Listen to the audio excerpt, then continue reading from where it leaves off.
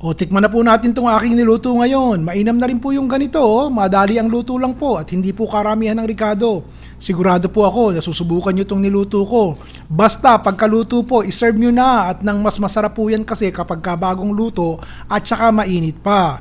3/4 cup po ng harina or all-purpose flour, 3 tablespoons ng cornstarch, konting asin, konting pamintang durog, 3/4 cup po ng tubig, seasonong cube po, 1 tablespoon ng toyo. Tapos ito na po ang gulay.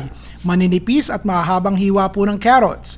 Ganon din po ang onion leeks o sibuyas na mura. At saka po sibuyas. Haluin po muna natin ng maigi yan. Tapos 3 kutsarang mantika po, magpainit tayo. Dahan-dahan po nating ilagay ang ating vegetable batter. Medium heat lang po ang apoy. Tapos ilagay na po natin ang hipon na hiniwa-hiwa ko po sa gitna na parang patapa ba. Ang hipon po ay na-blanch na, meaning nilubog ko na po sa boiling water ng 30 seconds kaya luto na po ito. Ilagay yung natirang batter sa ibabaw at hayaang maluto po ang batter.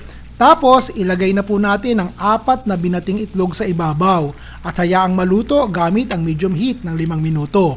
Lagyan po ng black sesame seeds kung meron kayo. Baligtarin ang syanse kung kaya po ng kamay. Basta make sure na luto po ang itlog bago natin patayin ang apoy. Ilagay po sa malinis na sangkalan, tapos po ay tadtarin ng kaunti. Mga tigi 1 subo po ang bawat portion. Ilagay sa isang maliit na malukong. Habang mainit pa, gumawa po tayo ng sauce. Oyster sauce lang po ito at mayonnaise.